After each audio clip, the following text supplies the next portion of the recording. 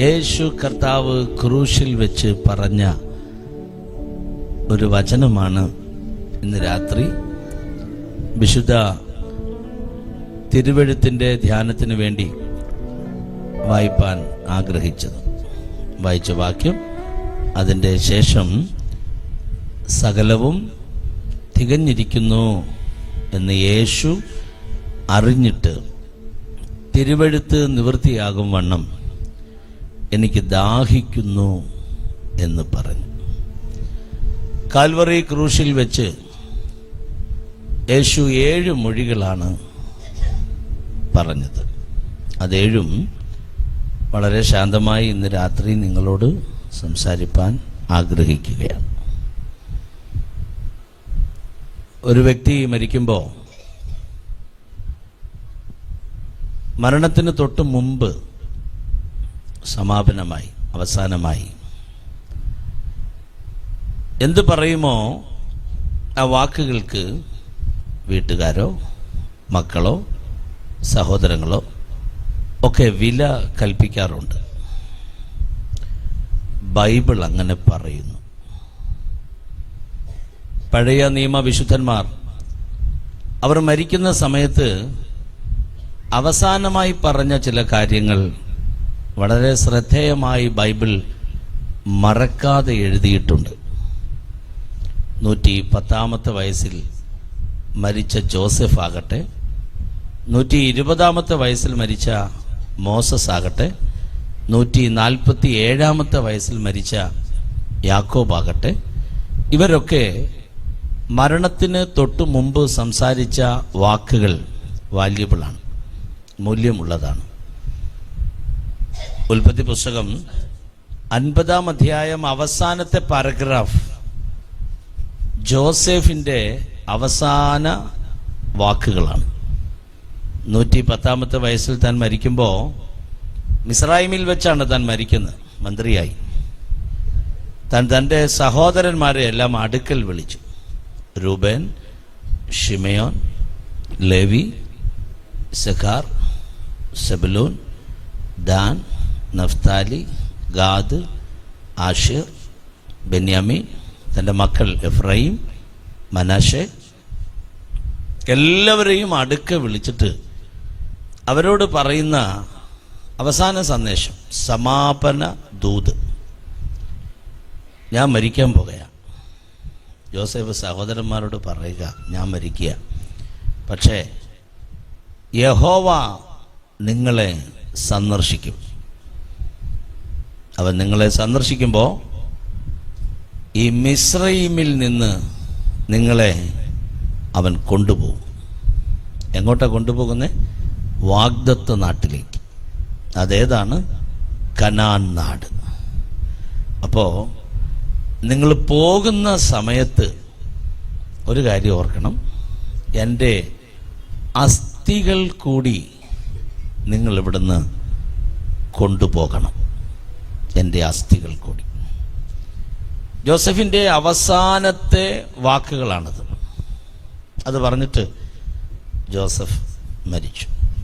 അവനെ ശവപ്പെട്ടിയിൽ വെച്ചു എന്ന് പറഞ്ഞ അവസാനിക്കുന്നത്. മലയാള ബൈബിളിലെ പദം അങ്ങനാണ്, ശവപ്പെട്ടിയിൽ വെച്ചു. കാരണം സാധാരണക്കാരനല്ല മരിച്ചത്. ഫറവോൻ കഴിഞ്ഞാൽ പിന്നെ അടുത്ത പൊസിഷനുള്ള ഒരു മന്ത്രിയാണ് ജോസഫ്. സിംഹാസനം കൊണ്ട് മാത്രമേ ജോസഫിന് മുകളിൽ ഫറവോനുള്ളൂ.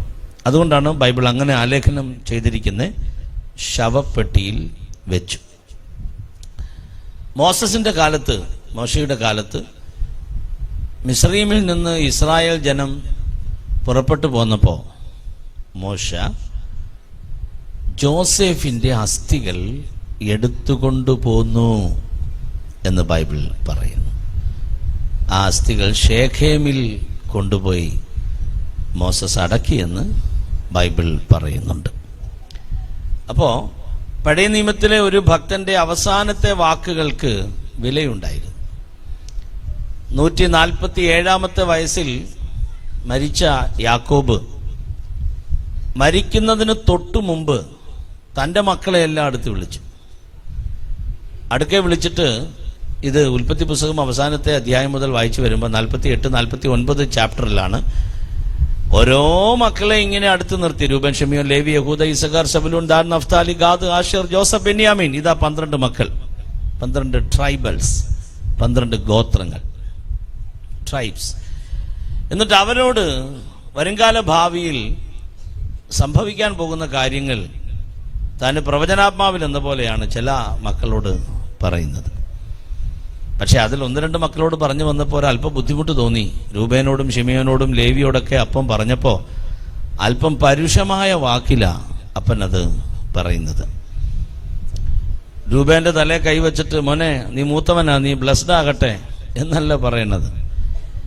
മലയാള ബൈബിളിൽ എഴുതിയിരിക്കുന്ന വെള്ളം പോലെ തുളുമ്പുന്നവനെ നീ അനുഗ്രഹിക്കപ്പെടുകയില്ല. മലയാള ബൈബിളിലെ പദങ്ങളെ പറയണം കേട്ടോ. പബ്ലിക്കായിട്ടാണ് ഒരാളെ ഇൻസൾട്ട് ചെയ്യുന്നത്, മറ്റു മക്കളുടെ മുമ്പിൽ വെച്ച് പരസ്യമായി അധിക്ഷേപിക്കുന്നതിന് തുല്യമായി പോയത്. അങ്ങനെ പറയുന്നത് വെള്ളം പോലെ തുളുമ്പുന്നവനെ മക്കളോട് പറയുക, മകനോട് പറയുകയാണ് അപ്പൻ. ഷിമയോനോടും ലേവിയോടും പറയുന്നുണ്ട്. മലയാള ബൈബിളിലെ പദം അതുപോലെ പറയാം. നിന്റെ യോഗത്തിൽ ആരും കൂടുകയില്ല, അത് ലളിതമാക്കി പറയുക, അവന്റെ മന്ത്രണത്തിൽ കൂടരുതേ എന്ന് വെച്ചാ ജോസഫിനോട് വന്ന് പറഞ്ഞു, നീ ഫലപ്രദമായ വൃക്ഷമാണ്, അകത്തും പടരും പുറത്തും പടരും, ഫലപ്രദമായ മുന്തിരി വള്ളി. ബെന്യാമീനോട് പറഞ്ഞു, നീ കടിച്ചു കീറുന്നൊരു ചെന്നായി. എൻ്റെ ഭാഷ പറഞ്ഞ് 24 hours നിനക്ക് നോൺ വെജ് കഴിക്കാനുള്ള ഭാഗ്യമുണ്ട് എന്നതുപോലെയാണ് പറയുന്നത്. അപ്പൊ ചിലരോടൊക്കെ അനുഗ്രഹം പറഞ്ഞിട്ട് 2-3 പേരെ മാറ്റി നിർത്തി ഒരല്പവേദനാജനകമാകുന്ന കാര്യം പറയുക. അതിന്റെ പുറകിൽ കുറെ ഇൻസിഡന്റുകളുണ്ട്, സംഭവങ്ങളുണ്ട്. സംഭവങ്ങളോട് ബന്ധപ്പെട്ടാണ് കാര്യങ്ങളെല്ലാം അങ്ങനെ സംഭവിച്ചത്.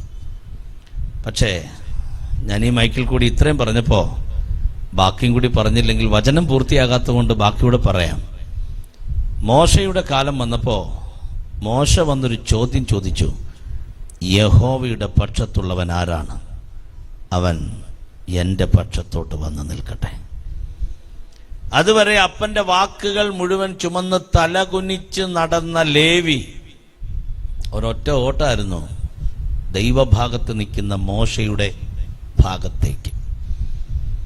ഞാൻ എൻ്റെ ചർച്ചിൽ പ്രസംഗിക്കുമ്പം പറയാറുണ്ട്, അപ്പൻ കെട്ടിവെച്ചത് അഴിക്കാൻ അഭിഷിക്തൻ വന്നു.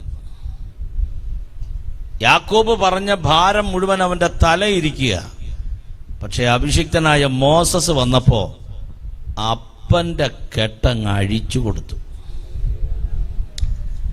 ദൈവമക്കളോട് ഞാൻ പറയാം, മനഃപൂർവ്വം നിങ്ങളെ വാക്ക് പറഞ്ഞ് കെട്ടിയ ആരെങ്കിലും ഉണ്ടേ, നിങ്ങളുടെ കെട്ടഴിക്കാൻ അഭിഷേകത്തിന് കഴിയും. നീ ഗുണം പിടിക്കുകയല്ലെന്നോ നന്മ അനുഭവിക്കുകയല്ലെന്നോ ഒക്കെ കമന്റ് പറഞ്ഞ് നിന്നെ ബന്ധിച്ച ഏതെങ്കിലും വ്യക്തികൾ ഭൂമിയിലുണ്ടെങ്കിൽ അവരുടെ തലയ്ക്ക് മുകളിൽ നിന്റെ നന്മ ഉയർന്നു വരുമെന്ന് ഇന്ന് രാത്രി ഒരു പ്രവാചകൻ എന്ന നിലയിൽ ഞാൻ ഇവിടെ നിന്ന് നിങ്ങളെ നോക്കി പ്രവചിക്കുകയാണ്. നിങ്ങളുടെ ലൈഫിൽ ആ കെട്ട് നിങ്ങൾ അനുഭവിക്കണ്ട, അതിനെ അഴിക്കാൻ ഇന്ന് രാത്രി ദൈവത്തിന് കഴിയും. പഴയ നിയമത്തിൽ പുരോഹിത ശുശ്രൂഷ കൊടുത്തത് ലേവ്യ ഗോത്രത്തിനാണ്. ലേവ്യ ഗോത്രം ആലയത്തിൽ ശുശ്രൂഷിക്കാൻ വേണ്ടിയുള്ളവരാ, ആലയത്തിലെ മിനിസ്ട്രിയാണ്. ആ മിനിസ്ട്രിക്ക് അവർക്കൊരു സ്പെഷ്യലായിട്ടുള്ള ഡ്രസ് കോഡും കൂടി കൊടുത്തു. ഡ്രസ് കോഡ് മലയാള ബൈബിളിലെ പദം അതുപോലെ പറയാം കേട്ടോ, തെറ്റിദ്ധരിക്കരുത്. മലയാള ബൈബിളിൽ എഴുതിയിരിക്കുന്നത് നീളക്കുപ്പായം, നീല നിലയങ്കി, നടുക്കെട്ട്, അരക്കെട്ട്, യഹോവയ്ക്ക് വിശുദ്ധമെന്നുള്ള നെറ്റിപ്പട്ടം, മാർപ്പതക്കം, ഏഫോദ്, 2 ഷോൾഡറിൽ 2 ചുമൽ ഖണ്ഡങ്ങളിൽ 6 ഗോമേദക കല്ലുകൾ, 6 അങ്ങനെ 12 ഗോമേദക കല്ലിൽ 12 ഗോത്രപിതാക്കന്മാരുടെ പേരും കൊത്തി. തീർന്നില്ല. ആ നീളക്കുപ്പായത്തിന്റെ താഴെ മാതളപ്പഴങ്ങളും പൊന്മണികളും കെട്ടിത്തൂക്കി ലേവ്യ പുരോഹിതൻ നിൽക്കുകയാണ്. ആ നിപ്പ് കണ്ടാൽ തന്നെ ആരും ഒന്ന് സല്യൂട്ട് കൊടുത്തു പോകും. സലാം എന്ന് പറഞ്ഞാൽ ഹിന്ദിയിലാണ് അവർക്ക് സലാം കൊടുക്കുന്നത്. സല്യൂട്ട് കൊടുത്തു പോകും. Praise God, hallelujah. പോരാ, ഇവരെ ആലയത്തില് മിനിസ്ട്രിക്ക് കയറുന്ന സമയം ഇവരെന്തുകൊണ്ടാ പോകുന്നറിയോ? മലയാള ബൈബിളിലെ പദം അതുപോലെ പറയട്ടോ. നർബഷ, ഗുൽഗുലു, ഹൽബാനപ്പശ, നിർമ്മല സാമ്പ്രാണി, ഉപ്പ്, ഇത് 5 കൂടി ചേർത്തുണ്ടാക്കിയ സുഗന്ധവർഗം കയ്യിൽ വെച്ചാ ഇവരകത്തോട്ട് കയറുന്നത്. എവിടാ? ടാബർനാക്കിളിൽ. ഹല്ലേലൂയ. അപ്പൊ നിങ്ങൾ ആ ലേവ്യ പുരോഹിതനെ ഒന്ന് ശ്രദ്ധിച്ചേ. അപ്പന്റെ ശാപം അല്ലെങ്കിൽ അപ്പന്റെ വാക്കിന്റെ കെട്ടഴിഞ്ഞപ്പം ദൈവം അങ്ങ് അനുഗ്രഹിച്ചു കൊടുത്തു. എന്നിട്ട് മറ്റാർക്കും ഇല്ലാത്ത ഒരു കുപ്പായം കൂടി അവർക്ക് കൊടുത്തു. വേറെ ആർക്കും അത് ഇടാനും ഒക്കത്തില്ല, ആർക്കും ആ ശുശ്രൂഷ ചെയ്യാനും ഒക്കത്തില്ല. ഞാൻ എൻ്റെ ജനത്തെ ഒന്ന് ബ്ലസ് ചെയ്യട്ടെ.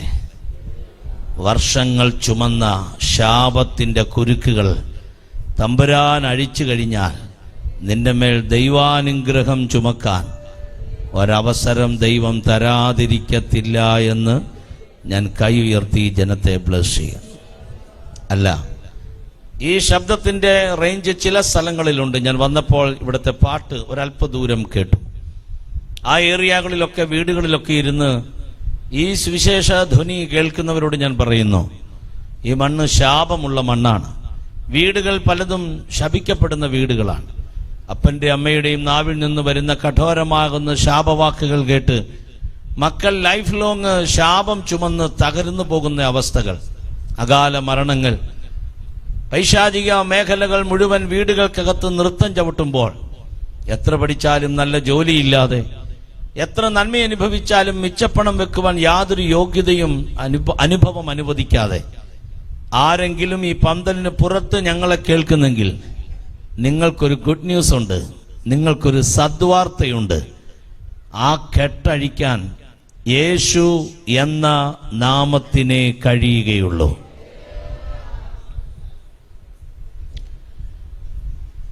ലേവ്യ പുരോഹിതൻ ഇങ്ങനെ ശുശ്രൂഷ ചെയ്യാൻ വേണ്ടി ആ ആൾട്ടറിൽ, ആ പ്രാകാരത്തിൽ നിൽക്കുന്ന സമയം ബാക്കി ഗോത്രങ്ങളെല്ലാം ജോസഫിന്റെ അടുക്ക വന്ന് വേണം, ലേവിയുടെ അടുക്കൽ വന്ന് വേണം ആരാധനയ്ക്കുള്ള കാര്യങ്ങൾ ചെയ്യുവാൻ. ജോസഫാട്ടെ, ബെന്യാമീനാട്ടെ, രൂബേനാട്ടെ, ശിമിയോനാകട്ടെ, യഹൂദയാട്ടെ, ഏത് ഗോത്രം വന്നാലും ശുശ്രൂഷ ലേവിക്കാണ്. ഇവരെല്ലാം വരുമ്പോ ഇവരുടെ കയ്യിൽ ഒരു ആട്ടിൻകുട്ടിയുണ്ട്. ആ ആട്ടിൻകുട്ടിയെ നേരെ ലേവിയ പുരോഹിതന്റെ കൈ കൊടുത്തിട്ടില്ല. ചോദിക്കും, എന്താ പാപം ഈ ആട്ടിൻകുട്ടിയുടെ മേൽ ചുമത്തേണ്ടത്? പാപമെല്ലാം ഏറ്റുപറഞ്ഞ പാപമെല്ലാം ആട്ടിൻകുട്ടിയുടെ തലയിൽ ചുമത്തി ഭയഭക്തിയോടെ മാറി നിൽക്കുന്ന ജോസഫിന്റെ ഗോത്രത്തെ, എഫ്രൈമിന്റെ ഗോത്രത്തെ, മനശ്ശയുടെ ഗോത്രത്തെ ഒന്ന് കണ്ടേ. യാഗാർപ്പണമെല്ലാം കഴിഞ്ഞ് ലേവ്യ പുരോഹിതൻ വേണം ഇവരെ ബ്ലസ് ചെയ്യുവാൻ. അപ്പൊ അനുഗ്രഹിക്കാൻ നേരത്ത് കൈ അങ്ങോട്ട് ഉയർത്തും. എന്നിട്ട് ഒരു പദം പറയും. മലയാള ബൈബിളിൽ അത് എഴുതിയിട്ടുണ്ട് കേട്ടോ. യഹോവ സിയോനിൽ നിന്ന് നിന്നെ അനുഗ്രഹിക്കട്ടെ. ഹല്ലേലൂയ. യഹോവ തിരുമുഖം പ്രകാശിപ്പിച്ചിട്ട് നിനക്ക് ഉത്തരമരുളുമാറാകട്ടെ. അപ്പോൾ നീ ഒരു മുന്തിരിവള്ളിയ മതിലിന്റെ മീതെ പടരുമെന്നൊക്കെ ജോസഫിനെ കുറിച്ചുള്ള അനുഗ്രഹങ്ങൾ ഉയർന്നു നിൽക്കേ, ഇന്ന് ജോസഫിന്റെ തലയിൽ ദൈവാനുഗ്രഹം വരണമെങ്കിൽ ലേവി വഴിയേ വരികയുള്ളൂ. അപ്പൻ കെട്ടിവിട്ടത് അഭിഷേകം അഴിച്ചു കഴിഞ്ഞപ്പോ അവനെ ദൈവം ഒരു മിനിസ്ട്രി ഏൽപ്പിക്കുകയായിരുന്നു. എന്നെ കേൾക്കുന്ന സഹോദരങ്ങളെ, ഞാൻ അത്രയും പറഞ്ഞ ആ ഭാഗം ഉപസംഹരിക്കുകയാണ്. നിന്നെ അനുഗ്രഹിക്കുന്നൊരു ദൈവം, അവന്റെ പേരാ യേശു. കരങ്ങൾ ഉയർത്തി ഒരു ഹല്ലേലൂയ പറയാമല്ലോ. അങ്ങനെ പഠിച്ച പഴയ നിയമത്തിൽ പലരും മരിക്കുന്നതിന് മുമ്പ് ഒടുവിലായി പറഞ്ഞ വാക്കുകൾക്ക് വാല്യുണ്ട്. ഒരു ദൈവദാസന്റെ അനുഭവം പറയുന്നതിൽ തെറ്റില്ല എന്ന് എനിക്ക് തോന്നുന്നു. വളരെ പ്രായാധിക്യം ചെന്ന ഒരു ദൈവമനുഷ്യൻ ഒരായുസ് മുഴുവൻ ഈ ഭൂമിയിൽ കർത്താവിന്റെ വേല തികച്ച ഒരു ദൈവദാസൻ. തൻ്റെ മിനിസ്ട്രി ഒരഭിഷേകത്തിന്റെ മിനിസ്ട്രി ആയിരുന്നു. തൻ്റെ കണ്ണ് അടയുന്നത് വരെ തന്നെ അഭിഷേകത്തിന്റെ മിനിസ്ട്രി ചെയ്തു. തൻ്റെ മിനിസ്ട്രിയുടെ സ്പെഷ്യാലിറ്റി എന്തെന്ന് ചോദിച്ചാൽ താൻ കൈവച്ചാൽ എല്ലാവരും പരിശുദ്ധാത്മാഭിഷേകത്തെ നിറയുമായിരുന്നു. 2, താൻ പ്രവചനാത്മാവിൽ നിറഞ്ഞ ഒരു ദൈവദാസനായിരുന്നു. കൃപാവര ശുശ്രൂഷ താൻ നന്നായി ചെയ്തു, അവസാന ശ്വാസം വരെ. Hallelujah, hallelujah. അവസാനം വന്നപ്പോ തനിക്ക് ഞാൻ നിൽക്കുന്ന പോലെ ഇങ്ങനെ എഴുന്നേറ്റ് നിന്ന് പ്രീച്ച് ചെയ്യാൻ, പ്രസംഗിക്കാൻ ഒക്കത്തില്ല. അതുകൊണ്ട് താൻ ഇരിക്കും, ഒരു ചെയർ കൊണ്ട് കൊടുത്തിട്ട് തന്നെ അവിടെ ഇരുത്തും. താൻ ഇരുന്നു കൊണ്ട് പ്രസംഗിക്കും. താൻ ഇരുന്നു കൊണ്ട് പ്രസംഗിക്കുമ്പോഴും ജനത്തിൽ ദൈവശക്തി ഇറങ്ങും. അപ്പൊ ദൈവശക്തി ഇറങ്ങുമ്പോ ആ അപ്പച്ചൻ, ആ പ്രായമുള്ള ആ ദൈവദാസൻ, ഞങ്ങൾ കേരളത്തിൽ അപ്പച്ചൻ എന്നാണ് വിളിക്കുന്നത്. ഇവിടെ അതിന് കുഴപ്പമില്ലല്ലോ, ഇവിടെ അങ്ങനെ തന്നെയാണോ? അർത്ഥമല്ല, സെയിം ആണല്ലോ. താത്ത, ആമേൻ. ക്ഷമിക്കണം കേട്ടോ, ഞാൻ പേടിച്ച ഇവിടെ നിൽക്കണേ. എൻ്റെ ജീവിതത്തിൽ 30 വർഷത്തിൽ ഇതുപോലെ ഞാൻ പേടിച്ചിട്ടില്ല. ഹല്ലേലൂയ. അപ്പൊ ആ പ്രായമുള്ള പിതാവ് ദൈവശക്തി വരുമ്പോ താൻ ചാടി എഴുന്നേക്കും. ദൈവശക്തി ഇറങ്ങിയാൽ ആർക്കിരിക്കാൻ തോന്നും?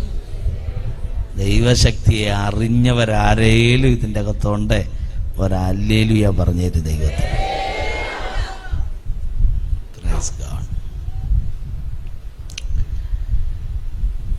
തൻ്റെ ലാസ്റ്റ് മീറ്റിംഗ് ഇതുപോലെ ജനം വന്നിരുന്നു. അദ്ദേഹം ഇരുന്നു കൊണ്ട് പ്രസംഗിക്കുക. പ്രസംഗത്തിൽ ദൈവശക്തി ഇറങ്ങി, ജനമെല്ലാം ആരാധിക്കുകയാണ് ആത്മാവിൽ. പെട്ടെന്ന് ഒരു സഹോദരി, ഒരു സിസ്റ്റർ, അവിടെ മേൽ ദൈവാത്മാവ് തൊട്ട് അവൾ പ്രവചനവരത്താൽ നിറഞ്ഞു, ദീർഘദർശന ആവിയാൽ നിറഞ്ഞു. അവൾ ചാടി എഴുന്നേറ്റ് സഭയോട് പ്രവചിക്കാൻ തുടങ്ങി. കർത്താവിൻ്റെ ആലോചന പറയാൻ തുടങ്ങി. ഹല്ലേലൂയ. പെട്ടെന്ന് ചാടി എഴുന്നേറ്റ് നിന്ന ഈ പിതാവിൻ്റെ ശരീരത്തിന് ക്ഷീണം തോന്നി. അവിടെ വന്നിരുന്നു, പോയിരുന്നു. എന്നിട്ട് ചർച്ചിലെ പാസ്റ്ററോട് പറഞ്ഞ്, എനിക്കൊരു ക്ഷീണം വരുന്നു, ആ സിസ്റ്ററോട് പറ പ്രവചനം നിർത്തണ്ട, സഭയോട് ആലോചന പറയാൻ പറഞ്ഞു. അങ്ങനെ ആ സിസ്റ്റർ സഭയോട് ആലോചന പറയുമ്പോൾ ഈ പിതാവിൻ്റെ ശരീരം അങ്ങ് വിയർക്കാൻ തുടങ്ങി. ഒരു ഹാർട്ട് അറ്റാക്ക് വരുമ്പോൾ എങ്ങനെയാണ് സംഭവിക്കുന്നത് അതുപോലെ പെട്ടെന്ന് ആ പാസ്റ്റർക്ക് മനസ്സിലായി, നല്ല വീക്കായിക്കൊണ്ടിരിക്കുക. സ്റ്റേജിലെ പാസ്റ്റർമാര് അദ്ദേഹത്തെ എടുത്തുകൊണ്ട് നേരെ പുറത്തേക്ക് കൊണ്ടുപോയി കാറിൽ കയറ്റി. ബാക്ക് സീറ്റിൽ പാസ്റ്റർ ഇരുന്നു. തൻ്റെ കൈത്തണ്ടയിൽ ഇങ്ങനെ ആ അപ്പച്ചനെ, ആ താത്തയെ, ആ പിതാവിനെ കിടത്തി. ആ കാർ ഇങ്ങനെ പെട്ടെന്ന് ഹോസ്പിറ്റലിലേക്ക് പോകുമ്പോൾ ആ സിസ്റ്റർ ദൈവശബ്ദം അറിയിക്കുക, ഒരു തലമുറ പോകുന്നു, അടുത്ത തലമുറ വരുന്നു.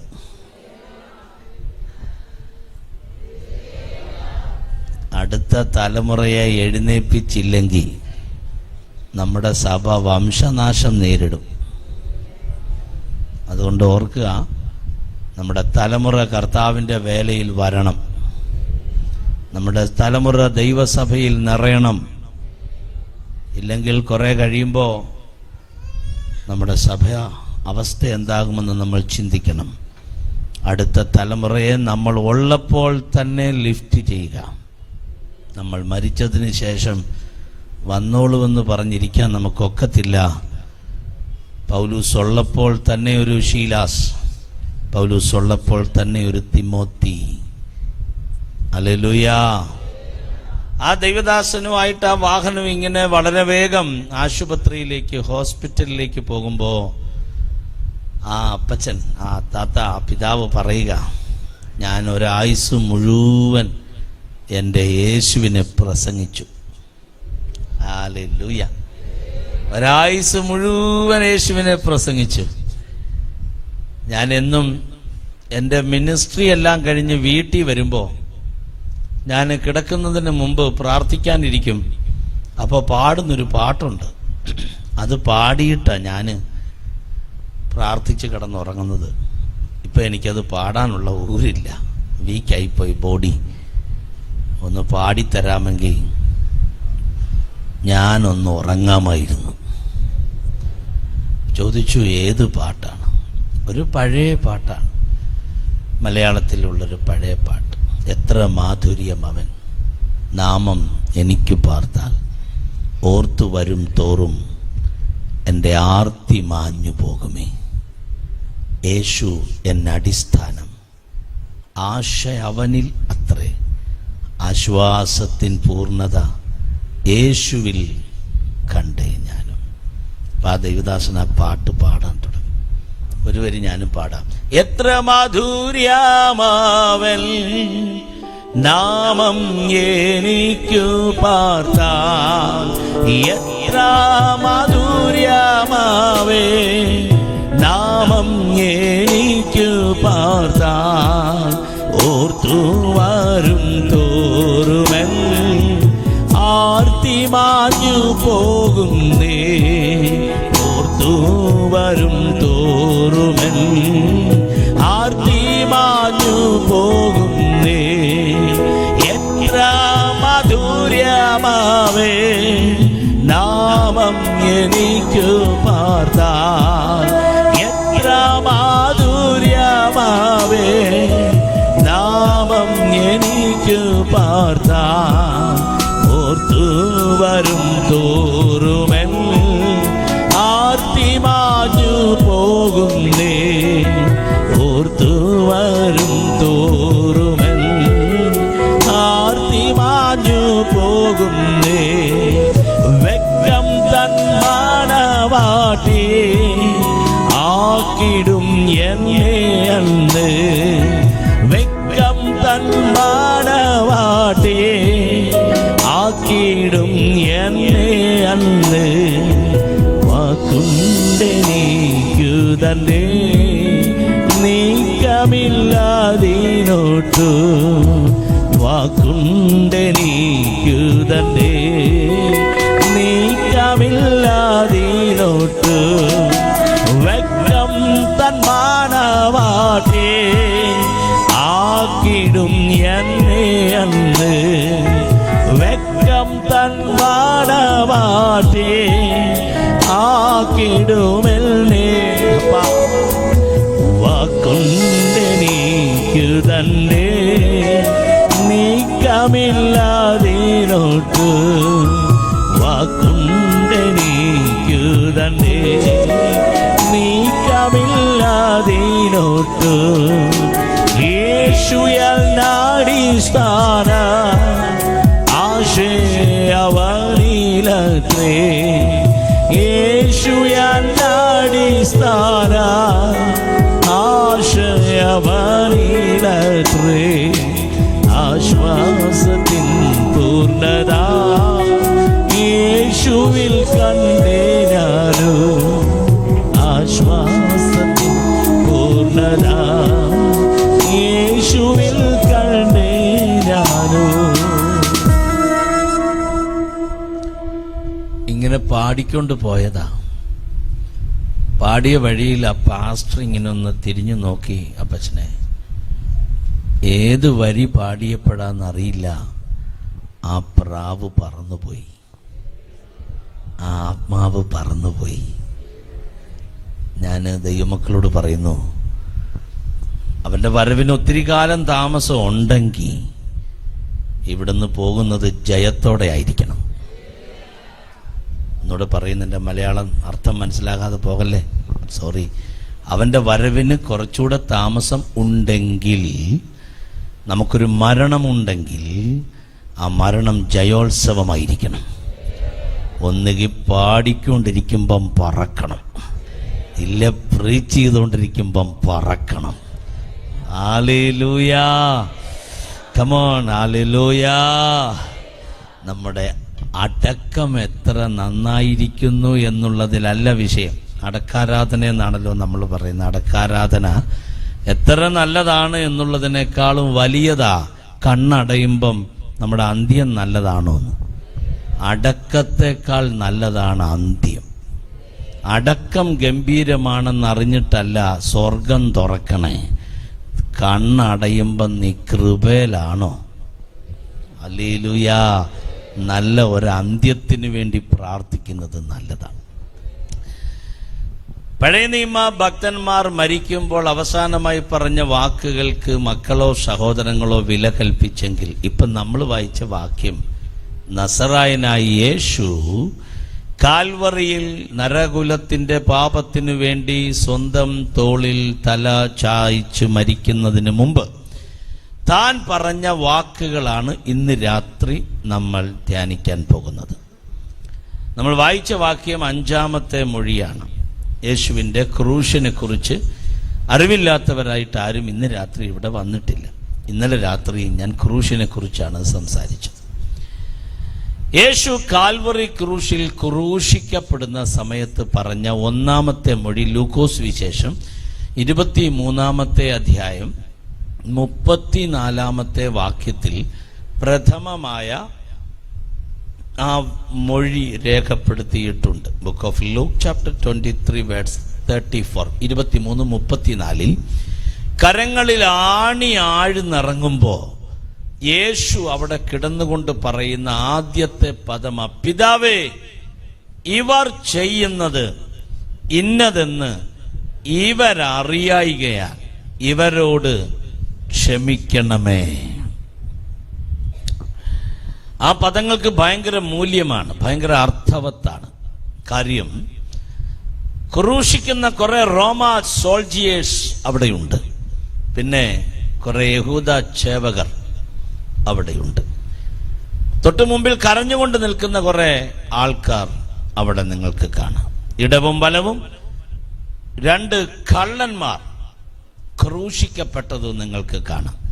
ഇതിന്റെ നടുവിൽ വെച്ച് യേശു കർത്താവ് പറയുന്ന ആദ്യത്തെ മൊഴിയാണ് ലൂക്കോസ് 23:34, പിതാവേ, ഇവർ ചെയ്യുന്നത് ഇന്നതെന്ന് ഇവർ അറിയായികയാൽ ഇവരോട് ക്ഷമിക്കണമേ. എല്ലാവരും ചേർന്ന് പറ, ക്ഷമിക്കണമേ. സത്യത്തിൽ അവിടെ നിൽക്കുന്ന യഹൂദന്മാർക്ക് ഈ ഒരു പദം വളരെ പ്രധാനപ്പെട്ടതാ. കാര്യം, ക്ഷമ എന്ന് പറയുന്ന ഒരു കാര്യം അവരെ സംബന്ധിച്ചിടത്തോളം ഇല്ല.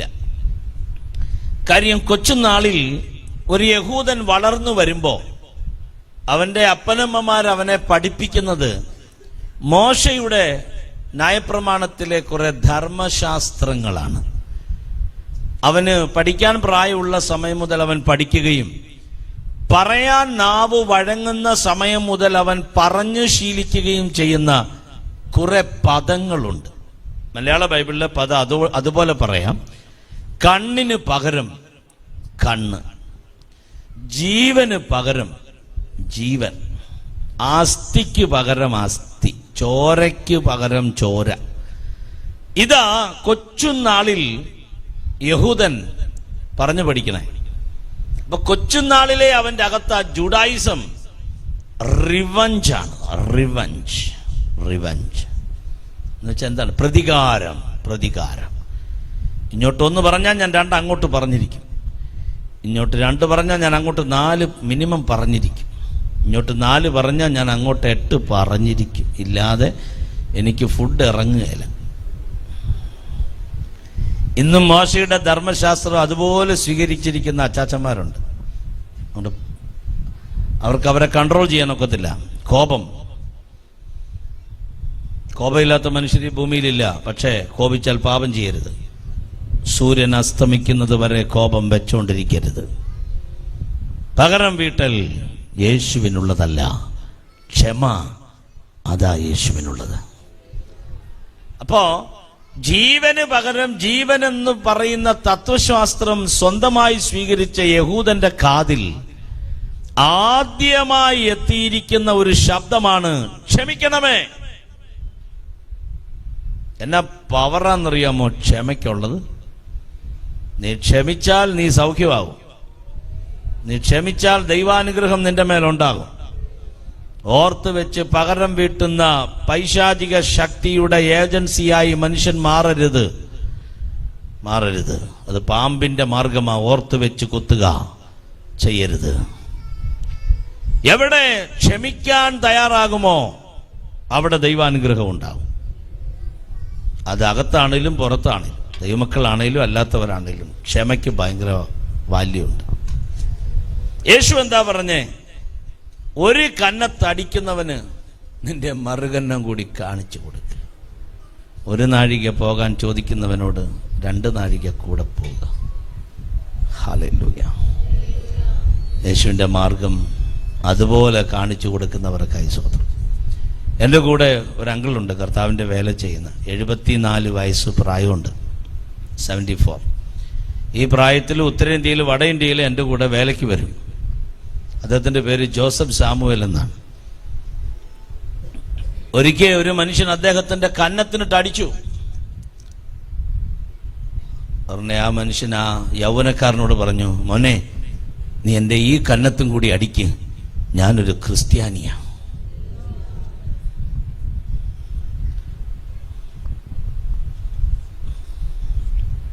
ഹല്ലേലൂയ. അപ്പോൾ ക്രിസ്ത്യാനികൾ ഇന്ന് ഭൂമിയിലുണ്ടല്ലേ, വിശുദ്ധന്മാർ ഇന്നും ഭൂമിയിലുണ്ട്, യേശുവിനെ അതുപോലെ കാണിച്ചു കൊടുക്കുന്നവർ ഇന്നും ഭൂമിയിലുണ്ട്. അവർക്കായി ഞാൻ ദൈവത്തിന് സ്തോത്രം ചെയ്യുകയാണ്. Praise the Lord. ഇവരോട് ക്ഷമിക്കണമേ. സ്വന്തം പുത്രനെ ആദരിക്കാതെ ക്രൂശിനു വേണ്ടി പിതാവ് പുത്രനെ ഏൽപ്പിച്ചു കൊടുത്തു. പിതൃസവിധേ, പുത്രൻ സഹിച്ച വേദന ചെറുതല്ല, വലുതായിരുന്നു. ഒടുവിൽ കരങ്ങളും കാലുകളും ആണിക്ക് വേണ്ടി ഏൽപ്പിച്ചു കൊടുത്ത ആണി ആഴ്ന്നിറങ്ങുമ്പോൾ സാധാരണ ക്രൂശിക്കപ്പെടുന്നവർ പരിഹാസവാക്കുകളും സഭ്യമല്ലാത്ത പദങ്ങളും ഉപയോഗിച്ച് കേട്ട റോമൻ സോൾജിയേഴ്സ് അവർ അതിശയിച്ചു കാണും. തലയിൽ മുൾക്കിരീടം അടിച്ചു കയറ്റി പുറം മുഴുവൻ ചാട്ടവാറുകൊണ്ട് തല്ലി കീറി കരങ്ങളിലും കാലുകളിലും ആണികൾ ആഴ്ന്നിറങ്ങുമ്പോ സഭ്യമല്ലാത്ത പദങ്ങൾ പറയാൻ ചാൻസ് ഉള്ള ക്രൂശിക്കപ്പെടുന്ന വ്യക്തിയുടെ നാവിൽ നിന്ന് വരുന്ന ശബ്ദം കേട്ടു പഴകിയ റോമൻ പടയാളികൾ ഞെട്ടിത്തരിച്ചു കാണും. ഇതുവരെ എങ്ങു നിന്നും കേൾക്കാത്തൊരു വോയിസ്, ക്ഷമിക്കണമേ. ഓ ഹല്ലേലൂയ, ഹല്ലേലൂയ. അതെ, നമ്മുടെ കർത്താവ് ക്ഷമിക്കുന്നവനാണ്. ഞാൻ ആ ക്ഷമയുടെ ആഴം തിരിച്ചറിഞ്ഞവനാണ്. അധികം ഇളച്ചു കിട്ടിയവൻ അധികം സ്നേഹിക്കും. അധികം ക്ഷമിച്ചു കിട്ടിയവൻ അധികം സ്നേഹിക്കും. ഒന്നുകൂടെ ഞാൻ ആ വചനം പറയുന്നു. മലയാള ബൈബിളിലെ പദം അങ്ങനെ പറയുക, അധികം ഇളച്ചു കിട്ടിയവൻ അധികം അവനെ സ്നേഹിക്കും. ഉലകത്തിൽ ആർക്കും കൊടുത്തു വീട്ടാൻ കഴിയാത്ത പാപത്തിന്റെ കടം കൊടുത്തു വീട്ടിയവനല്ലേ യേശു? എന്റെയോ നിങ്ങളുടെയോ തറവാട് മുഴുവൻ തൂക്കി വിറ്റാൽ നാം ചെയ്ത പാപത്തിന്റെ കടം വീട്ടാൻ കഴിയാതിരുന്നപ്പോൾ സകല പാപവും നമ്മോട് ക്ഷമിച്ച് തന്റെ പുത്രന്റെ ചോരയാൽ നമ്മെ കഴുകി വെടിപ്പാക്കി കുഞ്ഞാടിന്റെ രക്തത്താൽ അങ്കി അലക്കി വിശുദ്ധമാക്കി നമ്മെ മകനും മകളുമാക്കി തീർത്ത നമ്മുടെ കർത്താവിന് കരമുയർത്തി ഒരു ഹല്ലേലൂയ പറയാമല്ലോ. ഞാൻ എപ്പോഴും എൻ്റെ ചർച്ചിൽ പറയും, ക്ഷമിക്കാതെ കർത്താവിൻ്റെ മേശയിലേക്ക് കൈനീട്ടാൻ നമുക്ക് അനുവാദമില്ല. പക വെച്ചുകൊണ്ട്, പിണക്കം വെച്ചുകൊണ്ട് നമുക്കൊരു കാരണവശാലും കർത്താവിനെ സേവിപ്പാൻ അനുവാദമില്ല. ഒരു കാരണവശാലുമില്ല. അത് ഞങ്ങളാണെങ്കിലും നിങ്ങളാണെങ്കിലും ക്ഷമിച്ചേ മതിയാകുകയുള്ളൂ. എത്ര പ്രാവശ്യം ക്ഷമിക്കണം? 70 വട്ടം എണ്ണിക്കൂട്ടിയ 10,490 പ്രാവശ്യം ക്ഷമിക്കണം. അതിൻ്റെ അർത്ഥം എന്നാണെന്നറിയാവോ? റിവെഞ്ച്, തിരിച്ചടിക്കാൻ നമുക്ക് അനുവാദമില്ല, തിരിച്ച് സംസാരിക്കാനും നമുക്ക് അനുവാദമില്ല. നിങ്ങളെന്നോർത്തെ, 3-ാം ദിവസം യേശു ഉയർത്തെഴുന്നേറ്റപ്പോ യേശുവിന് പകരം നമ്മളാ ഉയർത്തെഴുന്നേക്കുന്നെങ്കിൽ നമ്മൾ അപ്പം തന്നെ ആദ്യം പീലാത്തോസിനെ കാണാൻ പോകും. പീലാത്തോസിനെ പോയി കണ്ടിട്ട് നമ്മളവിടെ ചെന്ന് നമ്മുടെ ശൈലിയിലങ്ങ് പറയാം കേട്ടോ, വണ്ടി ഓടിച്ച് നേരെ നിന്ന് ഹോൺ ഓടിച്ചിട്ട്, ഹലോ സാർ പീലാത്തോസ്, ഞാനാ യേശു. നീയേ കുറച്ചു ദിവസം മുമ്പ് എന്നോട് ചെയ്തതെല്ലാം നിനക്ക് ഓർമ്മയുണ്ടല്ലോ അല്ലേ? ഇപ്പത്തെ ഞാൻ ഉയർത്തെഴുന്നേറ്റിരിക്കാം, മനസ്സിലായോ? അതല്ല യേശു. യേശു കാണാൻ വെയിറ്റ് ചെയ്തത് പീലാത്തോസിനെ അല്ല, മറിയയായിരുന്നു. പ്ലീസ്, നമ്മുടെ ഹൃദയം അങ്ങനെയായി മാറട്ടെ. പകരം വീട്ടൽ നമുക്കുള്ളതല്ല, അത് പിശാചിനുള്ളതാ. വേണ്ട, ക്ഷമിക്കാനുള്ള ഹൃദയം. എന്നോട് ചേർന്ന് കരവൊന്ന് സ്വർഗത്തിലേക്ക് ഉയർത്തിപ്പിടിച്ച് എന്നോട് ചേർന്ന് ദൈവമക്കൾ ശബ്ദമുയർത്തി ഒന്ന് പ്രാർത്ഥിച്ച്, കർത്താവേ, ഞങ്ങളോട് നീ ക്ഷമിച്ച ആ ക്ഷമ ഞങ്ങൾ തിരിച്ചറിയുകയാണ്. ഇന്ന് രാത്രി എവിടെയെങ്കിലും ക്ഷമിക്കാൻ കഴിയാതെ കൂടപ്പറപ്പുകളോടോ സഹോദരങ്ങളോടോ അയൽവാസികളോടോ ആമേൻ കൂടെ ജോലി ചെയ്യുന്നവരോടോ സഭയിലെ ദൈവമക്കളോടോ ദൈവദാസന്മാരോടോ എവിടെയെങ്കിലും ആരോടെങ്കിലും ഒരു ക്ഷമ ബാക്കിയുണ്ടെങ്കിൽ ഇന്ന് രാത്രി കൺപോളകൾക്ക് ഉറക്കം വരുന്നതിന് മുമ്പേ, കർത്താവേ, ഞാൻ ആ വ്യക്തിയോട് ക്ഷമ ചോദിച്ചിരിക്കും എന്ന് ഇന്ന് രാത്രി നിർബന്ധമായി കർത്താവിനോട് പങ്കുവെക്കാൻ പറ്റുന്നവരുടെ കരം ഓൾറെഡി ഇതിൻ്റെ അകത്ത് ഉയർന്നിരിപ്പുണ്ട്. ഇന്ന് രാത്രി എൻ്റെ കൈ ഉയർത്തി ഞാൻ ഈ ജനത്തെ ആശീർവദിക്കുന്നു. ക്ഷമിക്കുക. രണ്ടാമത്തെ മൊഴി അതേ അധ്യായം, ലൂക്കോസ് വിശേഷം 23-ാം അധ്യായം 43-ാമത്തെ വചനം. 43-ാമത്തെ വചനം. യേശു അവനോട്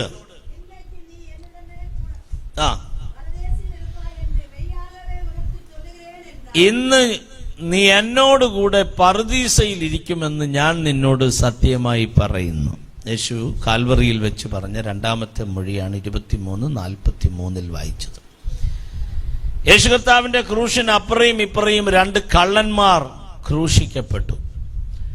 ബൈബിൾ പറയുന്നു, അവർ രണ്ടുപേരും യേശുവിനെ നിന്ദിച്ചു. രണ്ടുപേരും. എന്നാൽ അതിൽ ഒരുവൻ, ഏത് വർഷത്തെ കള്ളനാണെന്ന് എനിക്കറിയത്തില്ല, പക്ഷെ ഒരാൾ അനുതപിച്ചു. വശമല്ലല്ലോ വിഷയം, അനുതാപമല്ലേ. താൻ അനുതപിച്ചതിന് ശേഷം ആദ്യം ആ മറ്റേ കള്ളനോട് സംസാരിക്കുകയാ. എന്താണെന്നറിയാമോ? നമ്മൾ രണ്ടുപേരും ഒരേ ശിക്ഷയ്ക്ക് അർഹരാണ്. പക്ഷേ ഈ സൈഡിൽ, ഈ നടുവിൽ കിടക്കുന്ന ക്രൂശിൽ കിടക്കുന്നവൻ ഒരു തെറ്റും ചെയ്തിട്ടില്ല. എന്നാ കാഴ്ചപ്പാടാണല്ലേ!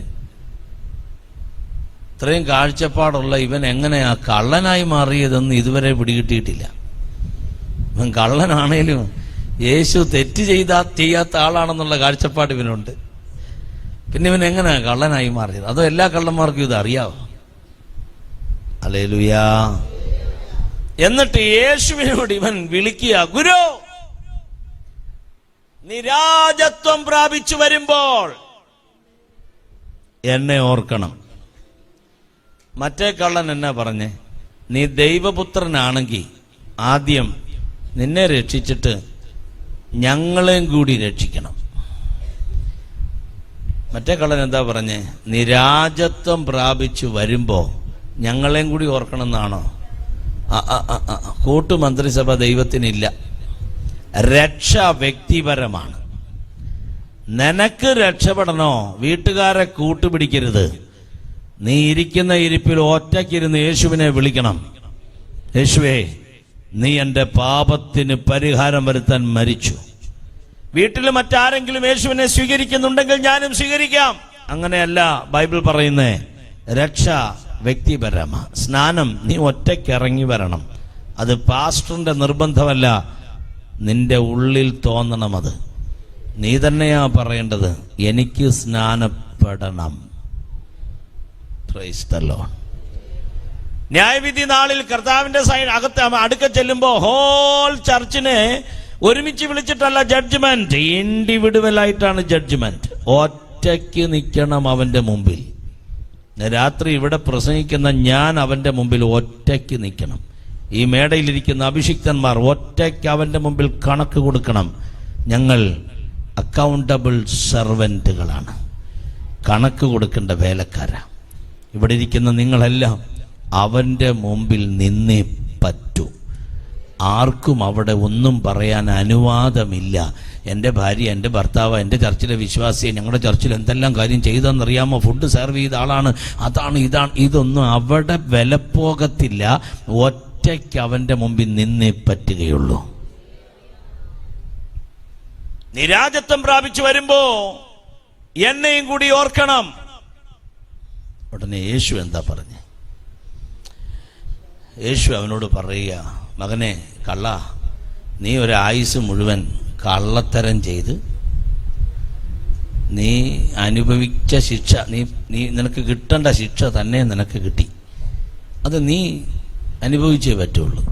അപ്പം അതുകൊണ്ട് നീ ഇത്രയെങ്കിലുമൊക്കെ അനുഭവിച്ചല്ലോ, അതുകൊണ്ട് മോനെ നീ സമാധാനത്തോടെ അങ്ങ് മരിക്ക്. ഞാൻ സ്വർഗത്തിൽ ചെന്നിട്ട് എന്തെങ്കിലും ഒരു കാര്യം കിട്ടിയ നിന്റെ കാര്യം ഞാൻ മൈൻഡ് ചെയ്യാം. ഇപ്പം നീ സമാധാനത്തോടെ അങ്ങ് മരിക്ക് എന്നാണോ യേശു പറഞ്ഞേ? അല്ല. പീലാത്തോസേ, ഒറിജിനൽ ജഡ്ജ്മെന്റ് കാണണമെങ്കിൽ കാൽവറിയിലേക്ക് നോക്കണം. ഒറിജിനലായ ന്യായവിധി.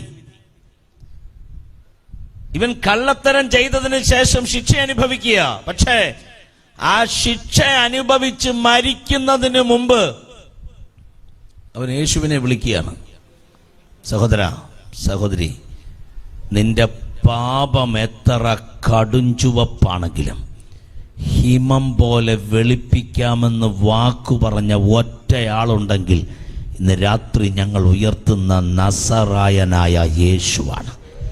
ആർക്കും പരിഹരിക്കാൻ കഴിയാത്ത ആ പാപത്തിൻ്റെ കുറ്റം ഇന്ന് രാത്രി നിന്നോട് ക്ഷമിച്ചു തരുവാൻ ഞങ്ങളുടെ കർത്താവിന് മനസ്സുണ്ട്. കാര്യം ഞങ്ങളുടെ കുറ്റം ക്ഷമിച്ചു തന്നത് യേശുവാകയാൽ, ഞങ്ങളുടെ പാപം ക്ഷമിച്ചു തന്നത് യേശുവാകയാൽ യേശുവിന് മതമില്ല, വർഗമില്ല, വർണ്ണമില്ല. വിശ്വസിക്കുന്നവന്റെ ദൈവമാണ് യേശു. ക്രിസ്ത്യാനിയുടെ ദൈവമല്ല യേശു, വിശ്വസിക്കുന്നവന്റെ ദൈവമാണ് യേശു. ഇന്ന് രാത്രി നീ വിശ്വസിക്കാമെങ്കിൽ നിന്റെ പേരവൻ ജീവന്റെ പുസ്തകത്തിൽ എഴുതുകയാ. അതുകൊണ്ട് നീ ആ കാൽവറിയിലേക്ക് നോക്കണം. ഒരു മലയാളം പാട്ടുണ്ട്, ജോസേ പാടാം. കാൽവറി മലമേൽ നോക്കൂ നീ, കാൽവറി മലമേൽ നോക്കൂ നീ, കാൽകരം ചേർന്നിതാ ആണിമേ തൂ. എന്നോട് ചേർന്ന കരമൊന്ന് സ്വർഗത്തിലേക്ക് ഉയർത്തിപ്പിടിച്ച്, കാൽവറി മലമേൽ നോക്കൂ നീ, കാൽവറി മലമേൽ നോക്കൂ നീ, കാൽകരം ചേർന്നിതാ ആണിമേൽ തൂങ്ങുന്നു, കാൽകരം ചേർന്നിതാ ആണിമേൽ തൂങ്ങുന്നു. രക്ഷിതാവിനെ കാൺക പാപി, രക്ഷിതാവിനെ കാൺക പാപി, നിന്റെ പേർക്കല്ലയോ ക്രൂശിന്മേൽ തൂങ്ങുന്നു, നിന്റെ പേർക്കല്ലയോ ക്രൂശിന്മേൽ.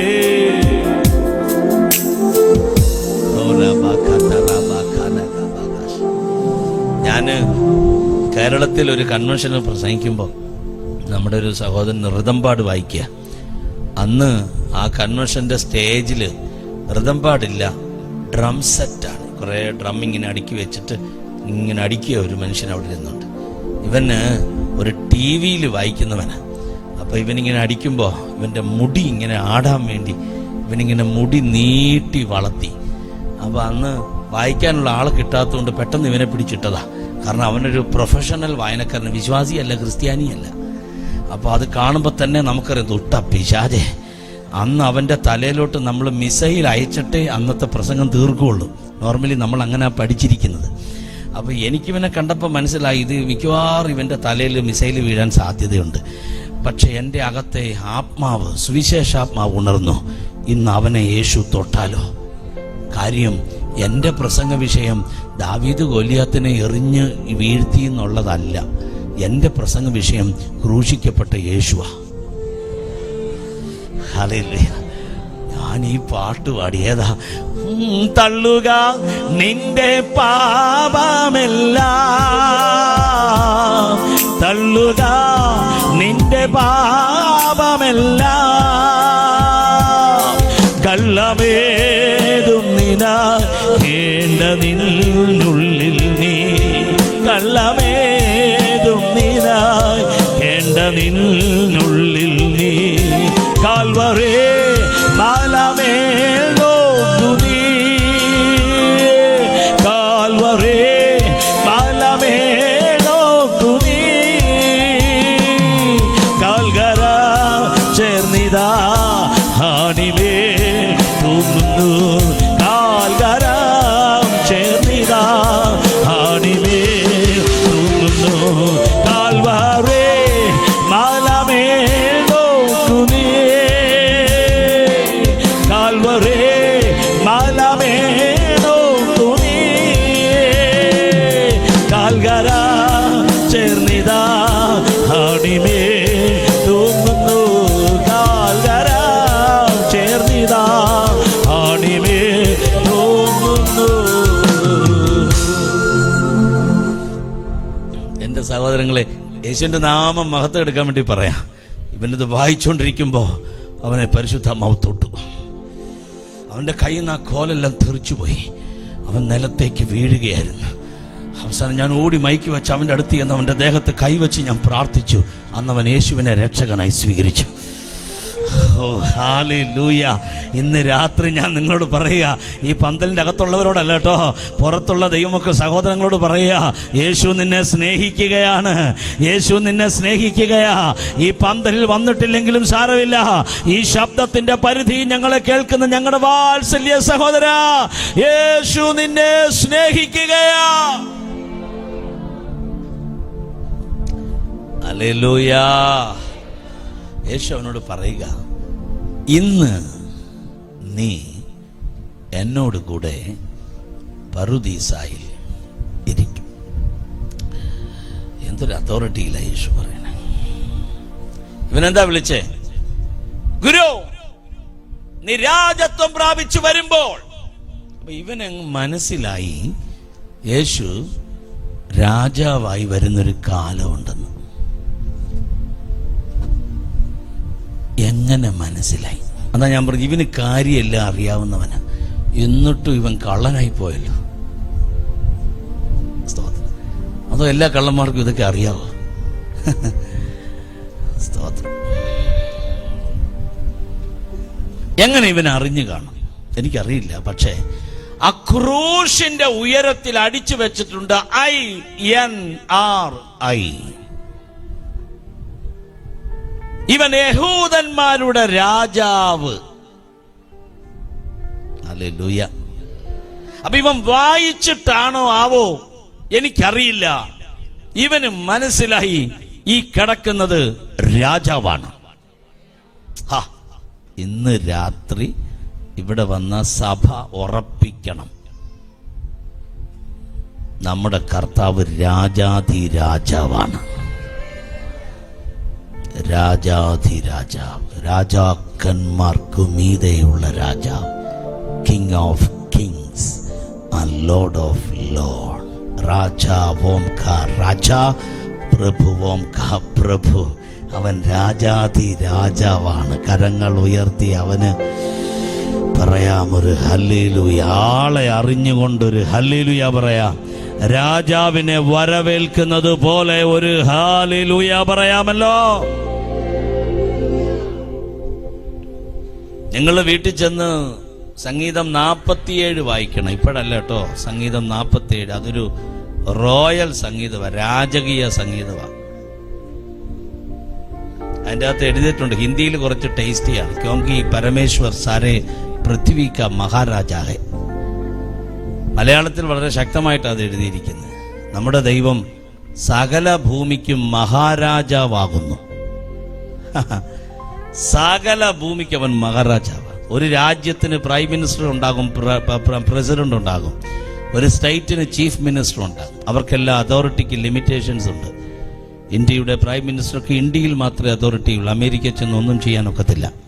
നമ്മുടെ തമിഴ്നാടിൻ്റെ മുഖ്യമന്ത്രിക്ക് കേരളത്തിൽ വന്നൊന്നും ചെയ്യാനൊക്കത്തില്ല. ലിമിറ്റേഷൻസ് ഉണ്ട്. പക്ഷേ ലിമിറ്റേഷൻ ഇല്ലാത്ത ഒരേ ഒരു മഹാരാജ, അവൻ്റെ പേരാ, കമാൺ, എത്ര പേർ പറയും? യേശു. സംശയമുണ്ടോ? സംശയമുള്ളത് കൊണ്ടാണോ നിങ്ങളുടെ കര ഉയരാത്തത്? സംശയം ഇല്ലെങ്കിൽ ഉറപ്പിച്ച് കര ഉയർത്തി പറ, യേശു, അവൻ സകല ഭൂമിക്കും മഹാരാജാവാകുന്നു. ഇവൻ യഹൂദന്മാരുടെ രാജാവ്. പിന്നെ ഈ കള്ളന്മാര് പിടിക്കപ്പെട്ട് വിസ്താരം എല്ലാം കഴിയുന്ന സമയത്ത് യേശു കർത്താവിനെ പിടിച്ച് യേശുവിനെ വിസ്തരിക്കുക, കോർട്ട് വിസ്തരിക്കുക, പീലാത്തോസിന്റെ കോർട്ട്. അപ്പൊ ആ കോർട്ടിലെ വിസ്താര സമയത്ത് രാജകീയമായ ചില ചോദ്യങ്ങൾ ചോദിക്കുന്നുണ്ട്. അതെ, നീ രാജാവാണെന്നും നീ ഇങ്ങനെ വാഹനമേറി വരുമെന്നൊക്കെ പറയുന്നുണ്ടല്ലോ.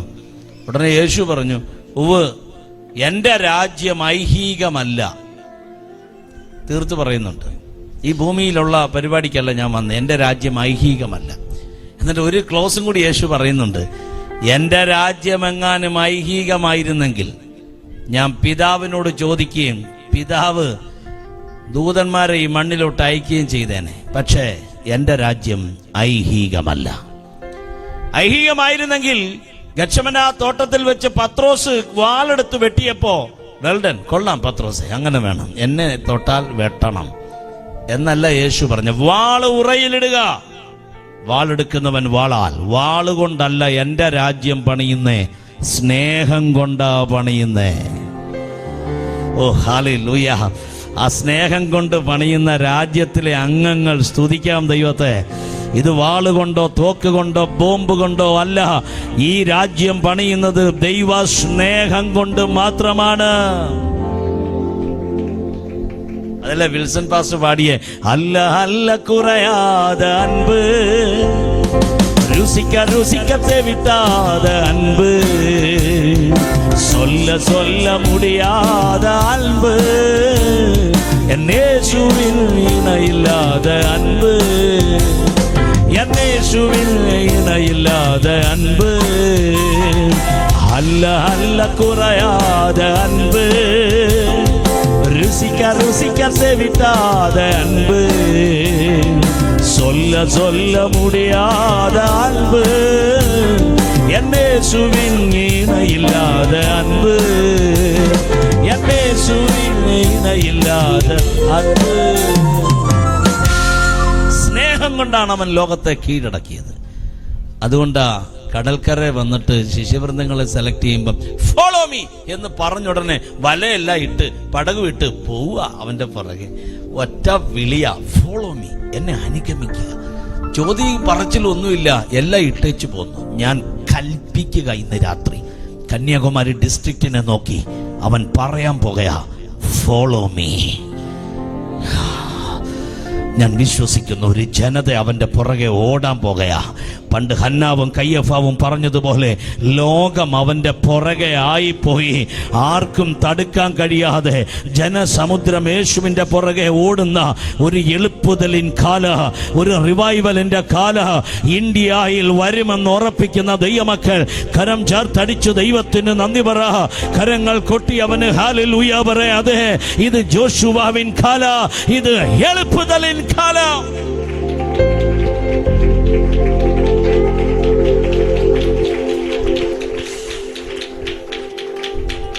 ഒന്നുകിൽ നീ കേട്ടിട്ട് വിശ്വസിക്ക്, ഇവൻ രാജാവാ.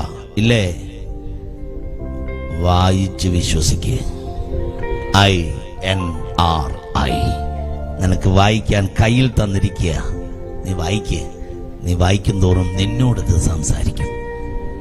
വായിച്ചാൽ തിരിച്ച് സംസാരിക്കുന്ന ഒരു പുസ്തകം ഉലകത്തിലുണ്ടെങ്കിൽ വിശുദ്ധ തിരുവെഴുത്താണത്, വചനമാണത്. അറിയുക, അവൻ രാജാധി രാജാവാണ്. മൂന്നാമത്തെ വാക്യം. സമയം മുമ്പോട്ട് പോകുന്നത് കൊണ്ട് ഞാൻ പെട്ടെന്ന് നിർത്താം.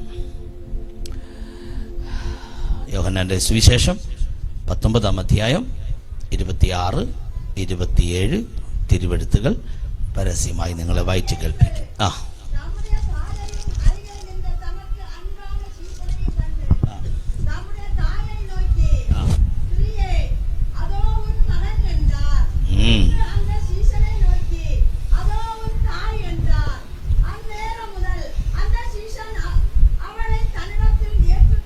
യേശു കർത്താവിന്റെ ക്രൂശിന്റെ മുമ്പിൽ അമ്മ മറിയും തന്നേറ്റവും പ്രിയമായി സ്നേഹിച്ച ശിഷ്യൻ യോഹന്നാനും നിൽക്കുന്നത് കണ്ടിട്ട് മൂന്നാമത്തെ മൊഴി അവിടെ തുടങ്ങുകയാണ്. സ്ത്രീയെ, ഇതാ നിന്റെ മകൻ.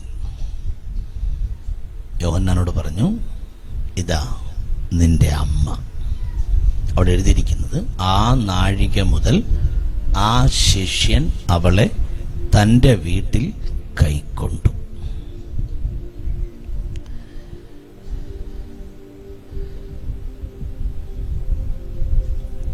അതെന്താ, മറിയയ്ക്ക് വേറെ മക്കളില്ലേ വീട്ടിൽ നോക്കാൻ? ഉണ്ട്. യാക്കോബ്, യോസെ, യൂദ, ഷിമോൻ, ഇങ്ങനെ 3-4 മക്കളുടെ പേര് ബൈബിൾ പറയുന്നുണ്ട്. എന്തേ അവരാരും വീട്ടിൽ സ്വീകരിക്കാത്ത മറിയനെ? ഒറ്റ കാരണം, പണ്ട്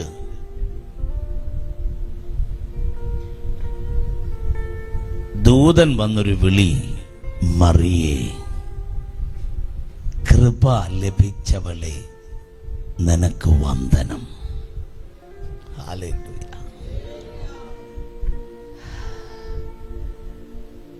എന്നിട്ട് പറഞ്ഞു, ഒരു വിശുദ്ധ പ്രജ ഉണ്ടാകാൻ പോകുകയാ. ഞാനിത് എങ്ങനെ അറിയാനാ? ആൻസർ, പരിശുദ്ധാത്മാവ് നിന്റെ മേൽ വരും. അത്യുന്നതന്റെ ശക്തി നിന്റെ മേൽ നിഴലിടും. ജനിക്കാൻ പോകുന്ന വിശുദ്ധ പ്രജ ഇമ്മാനുവേൽ എന്നറിയപ്പെടും. അവൻ സകല മനുഷ്യന്റെയും പാപങ്ങളെ വിടുവിക്കാൻ വരുന്നവനാണ്.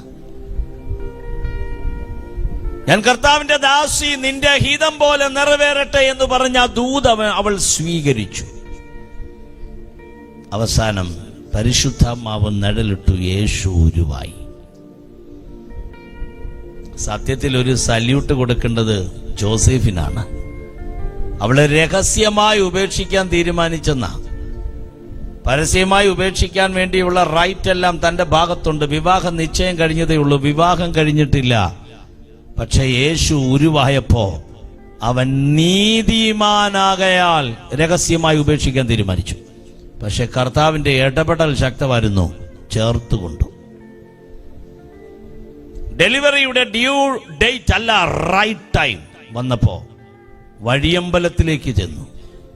അവിടെ ചെന്ന് മുട്ടി, തുറന്നു. എന്താ? അതെ, ഡെലിവറിയുടെ റൈറ്റ് ടൈമായി, ഒരല്പം ഇടം തരണം. വാതിൽ വലിച്ചടച്ചോ? ഇല്ല. പിറന്നു വീഴാൻ സ്ഥലമില്ലാത്തവനായിരുന്നു യേശു.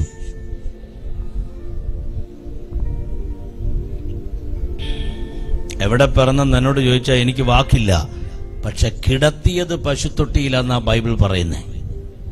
ഹോ, പ്രൈസ് ഗോഡ്. ഞങ്ങളുടെ കേരളത്തിൽ ഒരു അപ്പച്ചൻ നിത്യതയിലേക്ക് പോയ ഒരു ദൈവദാസൻ എഴുതിയൊരു വരിയുണ്ട്, പാടാൻ സമയമില്ല. അരക്കാശിനും മുതലില്ലാതെ, തല ചായ്പാൻ മണ്ണിൽ സ്ഥലമില്ലാതെ, 33.5 കൊല്ലം പാർത്തലത്തിൽ പാർത്തവന നസറായനായ യേശു.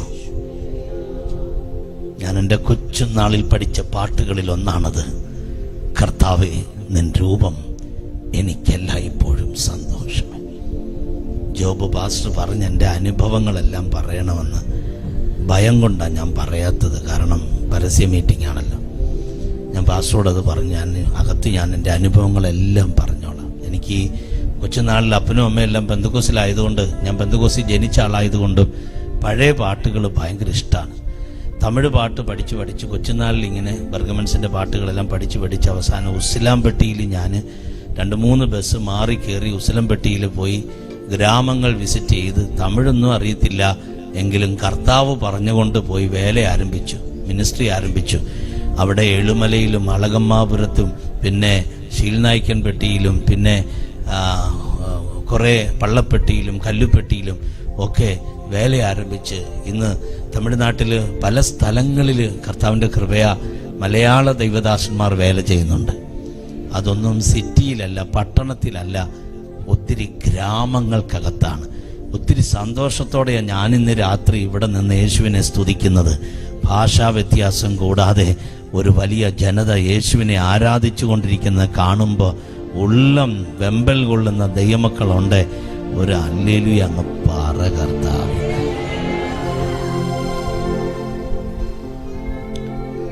യേശുവിനെ സ്വീകരിച്ചത് കൊണ്ട് മക്കൾക്ക് അമ്മയെ സ്വീകരിക്കാൻ ബുദ്ധിമുട്ടാണ്. അതുകൊണ്ടല്ലേ യേശു ക്രൂശിൽ വെച്ച് യോഹന്നാന്റെ കയ്യിലേക്ക് അമ്മയെ ഹാൻഡ് ഓവർ ചെയ്യുന്നത്. ഇപ്പൊ ഇവിടെ ഇരുന്ന് ഞാൻ ഈ സ്റ്റേജിൽ നിന്ന് നോക്കുമ്പോ പന്തല് നിറച്ചു ദൈവമക്കളാണ്, നിറഞ്ഞിരിക്കുക ദൈവമക്കൾ. നാളെ സമാപന രാത്രിയാ, അധികം ആള് നാളെ രാത്രി വരും. എന്നാ പെന്തക്കോസ്തിന്റെ ആരംഭകാലങ്ങളിലൊന്നും ഇത്രയും ജനത്തെ കണ്ടവരല്ല നമ്മുടെ പിതാക്കന്മാർ. അന്നൊക്കെ രക്ഷിക്കപ്പെട്ട് സ്നാനപ്പെട്ട് വരിക എന്ന് പറഞ്ഞ എന്തെല്ലാം ബുദ്ധിമുട്ടുകൾ ഫേസ് ചെയ്യണമായിരുന്നു. കേരളത്തിൽ ഞങ്ങളുടെ ഒരു അമ്മച്ചി വെള്ളത്തിൽ സ്നാനപ്പെട്ടപ്പോ ഭർത്താവ് അത് അറിഞ്ഞ് വെള്ളത്തിൽ ചാടിയിറങ്ങി അമ്മച്ചിയെ ഉപദ്രവിച്ചു. ആ ഉപദ്രവം സഹിച്ച് കരഞ്ഞുകൊണ്ടാണ് അമ്മ തിരിച്ച് വീട്ടിലോട്ട് വന്നത്. അങ്ങനെ പീഡ അനുഭവിച്ച് യേശുവിന് വേണ്ടി നിന്ന ദൈവമക്കൾ പിതാക്കന്മാർ, അവരിൽ പലരും പറന്നുപോയി. കർത്തൃസവിതയെ കാണാം. നമുക്ക് അവന്റെ വരവിങ്കൽ കഷ്ടമനുഭവിച്ച് സുവിശേഷത്തിന് വേണ്ടി വില കൊടുത്ത് നെഞ്ചും നെറ്റിയും കാണിച്ച് ദൈവരാജ്യത്തിന് വേണ്ടി നോ ടേണിംഗ് ബാക്ക്, ഞാൻ പുറകോട്ടില്ല എന്ന് പറഞ്ഞ് നിന്ന ഭക്തന്മാരെ, സിദ്ധന്മാരെ നമുക്കന്ന് അവന്റെ അടുക്കൽ വെച്ച് കാണാമെന്ന് ഞാൻ പറഞ്ഞാൽ ആ കരം തട്ടിയൊന്ന് നന്ദി പറയാൻ എത്ര പേർ ഇന്ന് രാത്രി തയ്യാറുണ്ട്? കമോൺ. രക്തസാക്ഷികളാം സ്നേഹിതരു സ്വാഗതം ചെയ്യും മഹൽ സദസ്സിൽ യാത്ര ചെയ്യും ഞാൻ. ക്രൂശേ നോക്കി യുദ്ധം ചെയ്യും ഞാൻ യേശുവിനായി. ജീവൻ വച്ചിടോ രക്ഷകനായി അന്ത്യശ്വാസം വരെയോ. ജീവൻ വച്ചിടോ രക്ഷകനായി അന്ത്യശ്വാസം വരെയും. ലോകത്തിൻ ബാലത കോമളത്വം വസ്തുവകകൾ പൊന്നാണയങ്ങൾ സ്ഥാനങ്ങൾ മാനങ്ങൾ നശ്വരമാം മേലുള്ളേറോഷാല് നിത്യഗൃഹ പൂർവപിതാക്കള അപ്പോസ്തല ദൂരാവ ദർശിച്ച് ഭാഗ്യദേശം ആകയാൽ ഛേദം എന്നിൽ നീലാഭ അന്യരന്നെന്നെ ഈ ലോകമതിൽ ജീവനേശുവിൽ അർപ്പിച്ചിട്ട് അക്കരെ നാട്ടിൽ ഞാൻ എത്തിയിടുമ്പോൾ ശുദ്ധ പളുങ്കിൻ കാടൽ തീരത്തിൽ എന്റെ യേശുവിൻ പന്മുഖം മുത്തിയിടും ഞാൻ. ഓ യാത്ര ചെയ്യും ഞാൻ ക്രൂശേ നോക്കി യുദ്ധം ചെയ്യും ഞാൻ യേശുവിനാം. ജീവൻ വച്ചിടോ രക്ഷകനാം അന്ത്യശ്വാസം വരെയോ. ജീവൻ വച്ചിടോ രക്ഷകനാം അന്ത്യശ്വാസം വരെയോ. ഹല്ലേലൂയ. സുവിശേഷത്തിന് വേണ്ടി ആദ്യം ഇറങ്ങുമ്പോ ഒത്തിരി ത്യാഗം സഹിച്ചവരുണ്ട്. ഞങ്ങളുടെ ഒരു വേല വെസ്റ്റ് ബംഗാളിലുണ്ട്. അവിടെ യേശുവിന് വേണ്ടി വന്ന ഒരു പെൺകുട്ടി അവിടെ വീട്ടിൽ നിന്ന് ആദ്യം അവൾ യേശുവിനെ സ്വീകരിച്ചു വന്നതാണ്. അവിടെ അപ്പൻ അവളെ ഒരു മരത്തിൽ കെട്ടിയിട്ട് തല്ലി. നാട്ടുകാർ നോക്കി നിൽക്കേ. എന്നിട്ട് അവിടെ കൈക്കകത്ത് കർപ്പൂരം പോലെയുള്ളതെല്ലാം കൂടി ഇട്ടിട്ട് കത്തിച്ചു. കൈവെള്ളയ്ക്കകത്ത് തീ കത്തി. അലറി കരയുന്ന ഒരു പെൺകുട്ടി പറഞ്ഞു, യേശുവിനെ തള്ളി പറയണം. കൈക്കകത്ത് തീ കത്തുമ്പോഴും അവള് പറഞ്ഞു, നോ, യേശുവാ ദൈവം. കമോൺ. മനസ്സിലായവർ മാത്രം ഒന്ന് സ്തോത്രം ചെയ്താൽ മതി, സ്തോത്രം ചെയ്താൽ മതി, സ്തോത്രം ചെയ്താൽ മതി. ഹല്ലേലൂയ. അവിടെ ബോധം പോയ അവസാനം വേദന സഹിക്കവയ്യ. കുറച്ച് കഴിഞ്ഞപ്പോൾ അപ്പൻ ആ കെട്ടൊക്കെ അഴിച്ചു മുറിക്കകത്ത് കൊണ്ടുപോയി. അത്ഭുതകരമെന്ന് പറയട്ടെ, കുറച്ച് കഴിഞ്ഞപ്പോൾ അപ്പം വന്ന് അവിടെ കൈ നോക്കുമ്പോൾ തീ കത്തിയ കൈ ആയെന്ന് അറിയത്തില്ല. ഒരു പാട് പോലുമായി കൈക്കകത്തില്ല. ഇന്ന് ആ മകൾ യേശുവിൻ്റെ സേവ ചെയ്യുകയാ.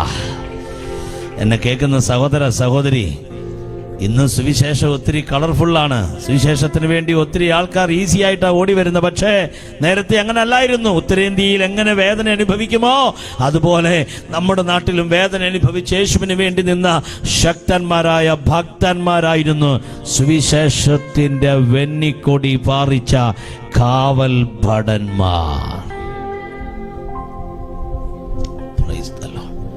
പറയാനാണ് എനിക്ക് ഒത്തിരി കാര്യങ്ങൾ പറയാനുണ്ട്. സമയം തീരുന്നു. 10 നിമിഷത്തിനുള്ളിൽ ഞാൻ എൻ്റെ വാക്ക് ഉപസംഹരിക്കാം. കുടുംബങ്ങൾക്കകത്തു നിന്നൊക്കെ ആദ്യമായി വിശ്വാസത്തിൽ വന്ന ആരെങ്കിലും എന്നെ കേൾക്കുന്നെങ്കിൽ ഒരു ഗുഡ് ന്യൂസ്, സദ്വാർത്ത നിങ്ങളോട് പറയട്ടെ. ആദ്യമായി മറ്റാരും വിശ്വാസത്തിൽ ഇല്ലാതിരിക്കെ ഒറ്റയ്ക്ക് സധൈര്യം ഈ പുസ്തകത്തിന് സാക്ഷ്യം വഹിപ്പാൻ യേശു എന്ന നാമം ഏന്തി ഇറങ്ങിയ ആരെങ്കിലും എന്നെ കേൾക്കുന്നെങ്കിൽ, പഴയ നിയമത്തിൽ മൂത്തപുത്രന്, ആദ്യമുണ്ടായ മകന്, ജ്യേഷ്ഠന് ഒരവകാശമുണ്ട്, ജ്യേഷ്ഠാവകാശം എന്നതുപോലെയാ ആദ്യമായി കർത്താവിലേക്ക് നീ വന്നെങ്കിൽ ഉറപ്പാ നിനക്കൊരു സേവയുണ്ട്, നിനക്ക് കർത്താവിൻ്റെ ഒരു വേലയുണ്ട്, കർത്താവ് നിന്നെ ഏൽപ്പിക്കുന്ന ഒരു മിനിസ്ട്രി ഉണ്ട്. ഓൾഡ് ടെസ്റ്റമെന്റിലെ ജ്യേഷ്ഠാവകാശം എന്നതുപോലെ പുതിയ നിയമത്തിൽ കർത്താവിന് വേണ്ടി ആദ്യമായി ഇറങ്ങിത്തിരിച്ച നിന്റെ മേൽ ചില ദൈവിക ദർശനങ്ങൾ, ചില ദൈവിക വെളിപ്പാടുകൾ തന്ന് ആ കുലത്തിൽ ആരോടെല്ലാം തമ്പുരാൻ ഇടപെടണമോ നീ മുഖാന്തരം ആ ദൈവത്തിന്റെ ഇടപെടൽ അവരിലേക്ക് വരുന്നത്. മുട്ടുമടക്കി രാത്രിയുടെ യാമങ്ങളിൽ അവരുടെ പേരുകൾ പറഞ്ഞ് കർത്തൃസവിധ പ്രാർത്ഥനാ മുറിയിൽ മുട്ടുമടക്കി ഒഴുകിയ കണ്ണുനീരിന്റെ ഫലമെന്ന വണ്ണം പിന്നീട് നിന്റെ പുറകെ ഇറങ്ങിത്തിരിച്ച നിന്റെ കുടുംബം, നിന്റെ ബന്ധക്കാർ, സ്വന്തക്കാർ, അതെ ഇന്ന് രാത്രി നീ തിരിഞ്ഞു നോക്കുമ്പോൾ കഴിഞ്ഞ കുറെ വർഷങ്ങൾക്കുള്ളിൽ ദൈവം ചെയ്ത ദൈവപ്രവർത്തികൾ ഓർത്ത് നന്ദി പറയാൻ കരുത്തുള്ളവരുള്ള ദൈവമക്കൾ ഉണ്ടെങ്കിൽ അവർ മാത്രം അനുഭവത്തോടെ കരമുയർത്തി ഒരു ഹല്ലേലൂയ പറ ദൈവത്തിന്. ഇന്ന് രാത്രി ഞാൻ നിങ്ങളെ വിളിക്കുക. ഒരു ഓട്ടർകോൾ മാത്രം പറഞ്ഞ് എൻ്റെ വാക്ക് ഞാൻ അവസാനിപ്പിക്കാം. ഈ പ്രശ്നങ്ങളുടെയും പ്രതിസന്ധികളുടെയും നടുവിൽ നമ്മുടെ സദേൺ പാർട്ടിൽ സഭകൾ എങ്ങനെ വളരുന്നു എന്ന് എനിക്കറിയത്തില്ല. പക്ഷേ വട ഇന്ത്യയിൽ സഭ വളരുന്നത് കണ്ടാൽ നാം അതിശയിച്ചു പോകും. എന്ന് വെച്ചാൽ ഇന്ത്യയിൽ ഏറ്റവും കൂടുതൽ ഉപദ്രവങ്ങൾ നടക്കുന്ന ഉത്തർപ്രദേശ്, UP, ഉത്തർപ്രദേശ് ഒത്തിരി പീഡന മുറകളിൽ കൂടി സഭകൾ കടന്നുപോയിക്കൊണ്ടിരിക്കുന്ന സമയത്തും 10,000, 20,000, 30,000 പേർ ഒരുമിച്ച് ആരാധിക്കുന്ന സഭ ഉത്തർപ്രദേശിൽ ഉണ്ടെന്ന് ഞാൻ പറഞ്ഞാൽ എത്ര പേർക്ക് സ്തോത്രം ചെയ്യാൻ കഴിയും? പ്രശ്നങ്ങളെ കടിച്ചു പിടിച്ച്, പ്രതിസന്ധികളെ കടിച്ചു പിടിച്ച് യേശുവിനെ സേവിക്കുന്ന ഭക്തന്മാർ എഴുന്നേറ്റുകൊണ്ടിരിക്കുന്ന സമയം ഒരു കൊച്ചു കുളത്തിൽ കിടക്കുന്ന ഒരു തവളയെ പോലെ ഞാൻ ജീവിച്ചാൽ എൻ്റെ ദൈവം എന്നെ അനുവദിക്കുകയില്ല. കുളമല്ല വലുത്, കടലാ വലുത്. അതുകൊണ്ട് ഇന്ന് രാത്രി എൻ്റെ വചനം കേൾക്കുന്ന സഹോദരി സഹോദരങ്ങളെ, യമേൻ വലിയൊരു റിവൈവൽ നടക്കാൻ പോകുകയാണ്. സുവിശേഷത്തിന്റെ വല ഇറക്കിയ ആണ്ടുകൾക്ക് മുമ്പേ ആ മാളിക മുറിയിൽ അന്നേ ഇറക്കിയതാണ്. ആ വലയിൽ അന്നുടക്കിയത് 3000 പേരാണെങ്കിൽ ഒരു വലിയ റിവൈവലിന് വേണ്ടി ഹൃദയം ഒരുക്കുന്ന ദൈവമക്കൾ അല്പസമയം എന്നോട് ചേർന്ന് കരം തട്ടി ദൈവത്തിന് ഇന്ന് രാത്രി നന്ദി പറയാൻ മടിക്കരുത്. ആരെയും തടുക്കരുത്, ആരെയും ബ്ലോക്ക് ചെയ്യരുത്. ഒരു വലിയ ഉണർവ് നടക്കാൻ പോകുകയാ. തടസ്സമായി നീ നിൽക്കരുത്. ഇന്ന് രാത്രി കരം തട്ടി ദൈവത്തോട് പറ, ഞാൻ തടസ്സമല്ല, ഒരു വലിയ എളുപ്പുതൽ വരട്ടെ, ഞാൻ അതിനെ റിസീവ് ചെയ്യാം.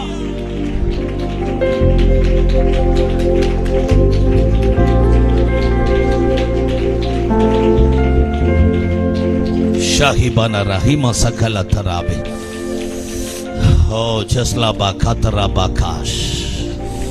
ഒരു വാക്ക് ഞാൻ നിങ്ങൾക്ക് വേണ്ടി പ്രാർത്ഥിക്കാൻ വേണ്ടി പോകുകയാണ്. കണ്ണുകളെ മൂടി നമുക്കൊരുമിച്ച് പ്രാർത്ഥിക്കാം. Thank you holy spirit of God. ഞാൻ വായിച്ച വാക്യം എനിക്ക്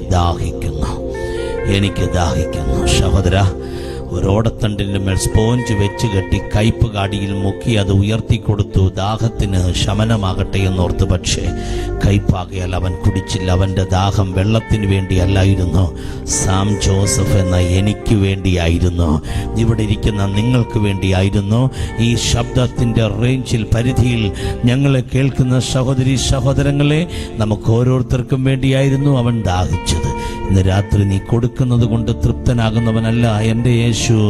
നിന്നെ കൊടുത്താൽ അവൻ തൃപ്തനാകും. അവൻ്റെ കയ്യിലേക്ക് നിന്നെ ഹാൻഡ് ഓവർ ചെയ്യുക. നമുക്കൊരുമിച്ച് പ്രാർത്ഥിക്കാം.